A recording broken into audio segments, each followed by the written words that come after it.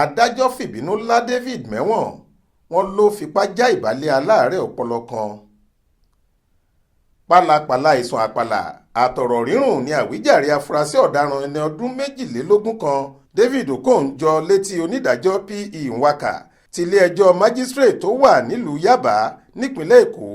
Pẹ̀lú ìbínú ládájọ́ náà da ẹ̀bi afurasí yìí pé kí wọ́n ṣàánú òun kí wọ́n fóun ní bẹ́ẹ̀lì nù, tó sì pàṣẹ kí wọ́n la Mẹwọn ná títí dọjọ́ ìgbẹ́jọ́ míì látàrí ẹ̀sùn pé ó fipá kí Fọlákẹ́, ọmọbìnrin kan tó ní ìpèníjà ọpọlọ, mọ́lẹ̀ ó sì kó ìbásùn gbígbóná fún un.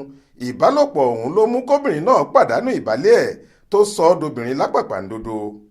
Ní ọjọ́ ìṣẹ́gun túsídẹ̀ẹ́ ọjọ́ 24 oṣù kínní yìí tí wọ́n fojú afurasí ọ̀hún balẹ̀ ẹjọ́ fúngbà àkọ́kọ́, agbèfọ́ba Thomas Nurudeen tó ṣojú fún olùpẹ̀jọ́ ṣàlàyé pé nǹkan bí aago 6 ìrọ̀lẹ́ ọjọ́ 23 oṣù kọkànlá ọdún 2022 tó kọjá ni David hùwà ìnítìjú ọ̀hún. Wọ́n ní ilé ẹ̀ tó wà lópòpónà Túndé Jọ̀ọ́dá nítòsí White Sand, Ìkàtẹ́ lágbègbè Lẹ́kí lérékùṣù Èkó lọ́hùn-ún ló tan obìnrin náà wọ̀ tó sì fipá bá a sùn. A gbọ́ pé ìlú Abẹ́òkúta nípínlẹ̀ Ògùn ní Fọlákẹ́ ti wà. Àárẹ̀ tó ń ṣe ni wọ́n ló torí ẹ̀ wá sọ́dọ̀ àǹtí ẹ̀ kan lẹ́kọ̀ọ́ tíyẹn àtàfúrásì ọ̀hún jọ ń ṣiṣẹ́ bíi alágbàtà ọjà níbi iṣẹ́ kan náà. Fọlákẹ́ yìí sì máa ń sin ẹ̀gbọ́n ẹ̀ lọ síbi iṣẹ́ lẹ́ẹ̀kọ̀ọ̀kan. Ibẹ̀ lọkùnrin olójú kùmú òlọ yìí ti rí i tó sì fi wo mọ́ ọ pé òun máa fẹ́ ọmọbìnrin ọ̀hún, bẹ́ẹ̀ ìyẹn lòun ò ṣe.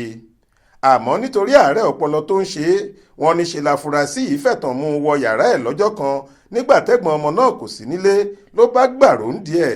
Lẹ́yìn ìbásùn tipátipá ọ̀hún lẹ̀jẹ̀ bẹ̀rẹ̀ sí ya nídìí ọmọ ọlọ́mọ, nìyẹn fi sunkún lọ ilé wọn. Ó sì ṣàlàyé ohun tó ṣẹlẹ̀ fẹ́gbọ́n ẹ̀, lọ̀rọ̀ bá di tọlọ́pàá. David kọ́kọ́ sá lọ ṣùgbọ́n wọ́n padà rí i mú, ó sì dèrò àtìmọ́lé. Agbèfọ́ba ní ìwà burúkú tó hù yìí tako ìsọ̀rí ọ̀tàlérúgba ìwé òfin ìwà ọ̀daràn ti ọdún 2015 tí ìpínlẹ̀ Èkó ń lò.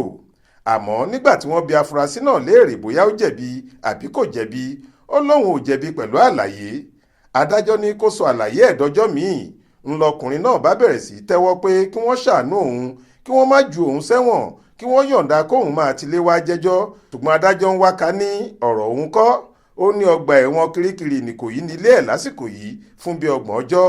Ibẹ̀ ni kó wà títí di ọjọ́ 22 oṣù kejì ọdún yìí tí ìgbẹ́jọ́ yóò tún máa tẹ̀síwájú, ni wọ́n bá wọ́ ọ lọ. Faith Adébọ́lá ló ń jábọ̀ ròyìn fún iléeṣẹ́ tẹlifíṣàn Aláròyé online.